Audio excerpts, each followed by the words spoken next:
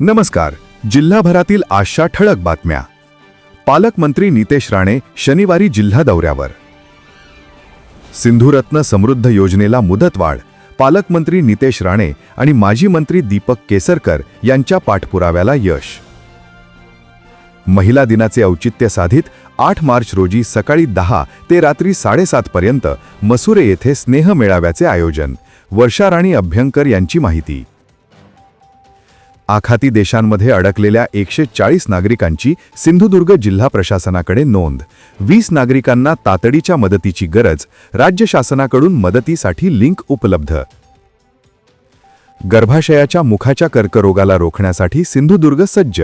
8 मार्चपासून HPV लसीकरण मोहिमेचा पालकमंत्री नितेश राणे यांच्या हस्ते होणार शुभारंभ. 14 वर्षाच्या मुलींना मिळणार मोफत सुरक्षा कवच.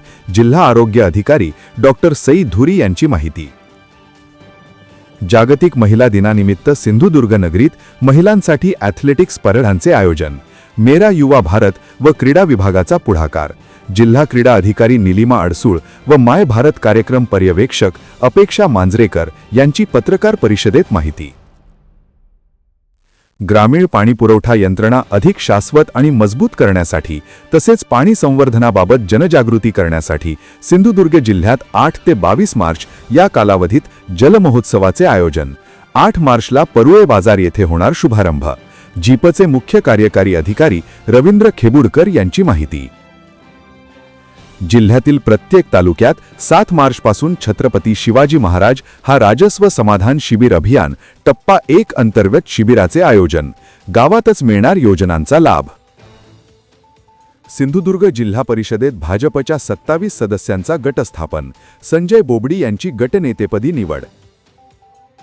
महाराष्ट्र जीवन प्राधिकरणात कुडाळची सुकन्या प्राजक्ता गव्हाणकर यांची सहाय्यक अभियंता म्हणून निवड. सर्वत्र कौतुक. कुडाळमध्ये 9 मार्चला घुमणार स्त्री शक्तीचा जागर. जीप सदस्य दीपलक्ष्मी पडते यांची माहिती. साहित्य आणि नाट्य क्षेत्रातील योगदानासाठी दिला जाणारा मानाचा आरती प्रभू पुरस्कार 2026 सुप्रसिद्ध कवी आणि गीतकार प्राध्यापक प्रवीण दवणे यांना जाहीर. राज्य अर्थसंकल्पात आमदार निलेश राणे यांच्या माध्यमातून कुडाळ मतदारसंघात 25 कोटीचा निधी मंजूर. कुडाळ, मालवण, पणदूर, घोटगे, कसाल, मालवण तळाशील, तोंडवली सारख्या महत्त्वाच्या रस्त्यांसाठी निधीचा समावेश. हे होते आजच्या दिवसभराच्या ठळक बातम्या. नमस्कार.